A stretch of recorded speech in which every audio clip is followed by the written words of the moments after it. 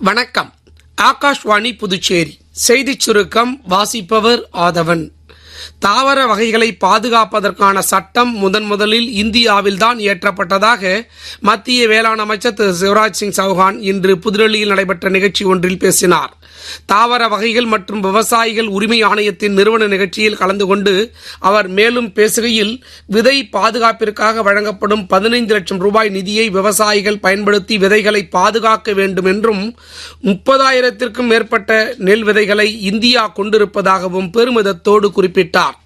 நாடு முழுவதும் சுற்றுலா தலங்களை மேம்படுத்துவதற்கு கூடுதல் முக்கியத்துவம் அளிக்கப்பட்டுள்ளதாக மத்திய அமைச்சர் திரு ஜோதிராதித்ய சிந்தியா கூறியுள்ளார்.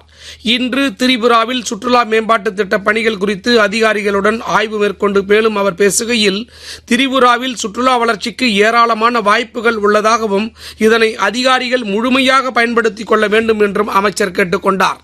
உத்தரப்பிரதேசத்தில் மகளிர் மேம்பாட்டுக்கு உத்வேகம் அளிக்கும் வகையில் பெண்கள் இரவு 7 மணி முதல் காலை 6 மணி வரை பணிபுரிய அனுமதி அளிக்கப்பட்டுள்ளது. இதற்கான அறிவிப்பு இன்று வெளியிடப்பட்டுள்ளது. இதன்படி இரவு நேரங்களில் பணிபுரியும் பெண்களுக்கு 2 மடங்கு ஊதியம் வழங்கப்பட வேண்டும் என்றும் அரசு தரப்பில் குறிப்பிடப்பட்டுள்ளது.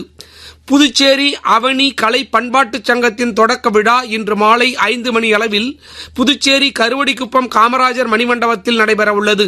புதுச்சேரி முதலமைச்சர் திரு ரங்கசாமி தலைமையில் நடைபெறும் இவ்விழாவில் அமைச்சர் திரு ஜான்குமார், முன்னாள் சட்டப்பேரவைத் தலைவர் திரு சிவக்கொழுந்து ஆகியோர் கலந்து கொண்டு வாழ்த்துரை வழங்குகிறார்கள். மேனாள் கலை பண்பாட்டுத்துறை இயக்குநர் திரு கலியபெருமாள் வரவேற்புரையாற்றுகிறார். திரு அருள் செல்வம் நன்றியுரை கூறுகிறார். இந்நிகழ்ச்சியில் புதுச்சேரி கலைஞர்களின் கலை நிகழ்ச்சிகள் மற்றும் நாடகங்கள் நடைபெற உள்ளன. தமிழறிஞர்கள், கலைமாமணிகள், யுவ புரஸ்கார் விருதாளர்கள், திரைப்படத்துறையைச் சேர்ந்த கலைஞர்கள் உள்ளிட்ட பலரும் பங்கேற்க உள்ளனர். திருபுவனை துணைமின் நிலையத்திலிருந்து செல்லும் செல்லிப்பட்டு மின்பாதையில் பராமரிப்பு பணிகள் மேற்கொள்ள இருப்பதால் நாளை வெள்ளிக்கிழமை காலை 15 மணியிலிருந்து 10 மணியிலிருந்து மாலை 5 மணி வரை திருவண்டார் கோயில், கொத்தம்புரி நத்தம் மற்றும் சன்னியாசி குப்பம் ஆகிய பகுதிகளில் மின் தடைபடும் என்று அறிவிக்கப்பட்டுள்ளது. இத்துடன் இந்த செய்திச் சுருக்கம் நிறைவு பெறுகிறது.